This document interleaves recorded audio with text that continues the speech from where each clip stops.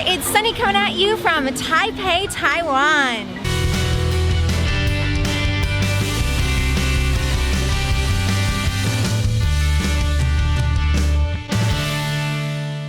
Hi everybody, we're here in Fukuoka Airport and we are going to Taipei, Taiwan, and I'm so excited! So we're on a bus now. We put all of our stuff except for a small backpack in a locker, and already we've had some culture shocks, but I'll talk to you about that in a little bit. But yeah, we're on a bus and we're heading to the city center. Unfortunately, it seems like we're only gonna have a few hours there, but hopefully we can see some cool stuff and try some food. No smoking, awesome. No drinking or eating, okay, fair. Huh? This city seems to be a really crazy mix of like really modern buildings and expensive looking buildings, and then these really old buildings that have seen some shit, you know? It's pretty cool. I haven't seen any place like it before. For those of you who don't know, Taipei is the capital of Taiwan. Okay, so we stopped in a little cafe, Dante's Cafe. I don't know if it's a chain or not, but it looks nice. I know a ton of people are in here, just to have lunch, and then we're heading to Snake Alley. So yeah, we've noticed a bunch of culture shocks already, which is kind of crazy. For example, cutting in line, the gentleman that was doing it was Vietnamese, but in the airport, we're all trying to get through to, immigration and everything. And it was like, he had this big smile on his face, like it was no big deal, but he kept pushing me and bumping into Joe and I, and after like over a half an hour of battling with this guy, Joe just let him pass, and I was like, no, you let him win. Like, I was doing the elbows out thing, and I was using my backpack to like block. I'm like, determined to not let him through, but in Japan, that wouldn't have been tolerated at all. Everyone here speaks Mandarin, but it really seems like everyone also speaks English here too. I don't know why. I want to do some research into that. And then the customer service here, they don't really seem to smile like at all that we've noticed, and we've had a few interactions so far. That doesn't mean that they're not friendly in any way. Like, one woman told us that we would save money if we did this instead of that, which was very nice of her. But yeah, it's been interesting so far. And after lunch, we were off to Snake Alley. Yes, it actually has snakes.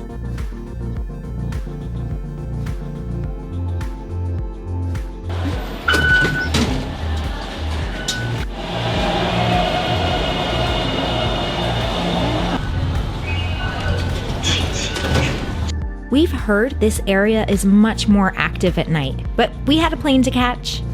Fun fact, Snake Alley used to be a legal red light district, but that changed in 1991 when prostitution became illegal.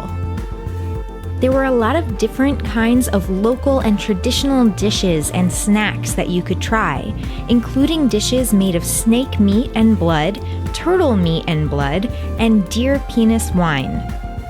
Also organs. It completely started storming. We're here during the wet season in the summer, so it's to be expected. But there's lightning, there's thunder. It's really refreshing feeling, but I was worried about my camera, so I grabbed a poncho just to protect it. Hopefully we can see some more stuff even if we're getting wet while we're doing so. Historically, there were snake meat shops that would butcher the snakes live for crowds. They were called snake slaughtering shows, and personally, I'm glad I missed that.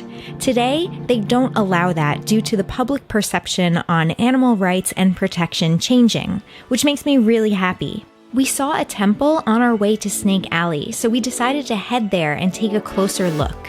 Welcome to Longcheng Temple.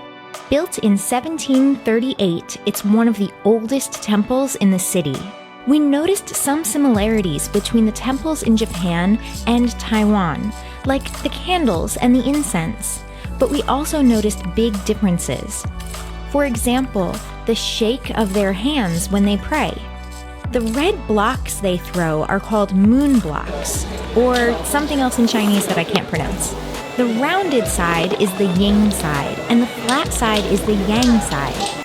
You use them by asking questions to the gods, and the way they fall determines the answer. If one block shows the rounded side up and the other shows the flat side up, the answer is yes. If they both fall flat side down, the answer is no. This temple has been hit by earthquakes, fires, and even was bombed during World War II when it was occupied by the Japanese, but each time was rebuilt in the original Chinese style. Taking the underground back to the bus station to go back to the airport now. Joe keeps calling this line the banana line. It's not the banana line. It's so bizarre to me seeing Vespas everywhere, and especially seeing little kids on Vespas. Like, they have helmets on, which is a really good thing, but I actually saw a mom, I'm assuming she's the mom, with a really little kid in front of her that she was holding on to, and two slightly older, but still I would say under 10 years old, holding on to the back of her on the same Vespa.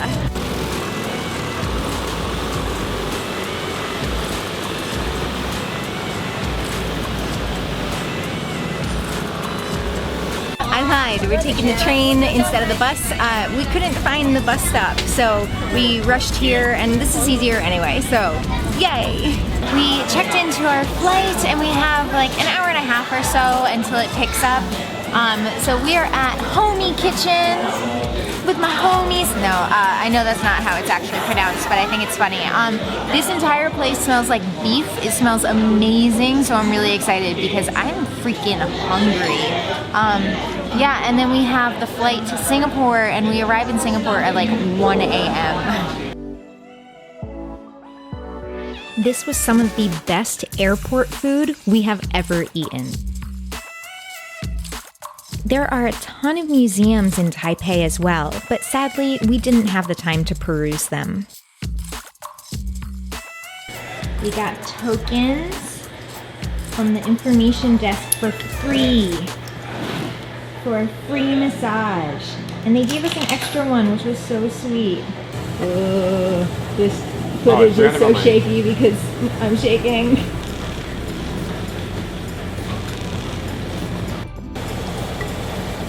This is awesome. I haven't sat in one of these in a really long time. Thanks for watching. Don't forget to subscribe. Ooh, that looks like a cool video. You should totally watch that. Click that like button.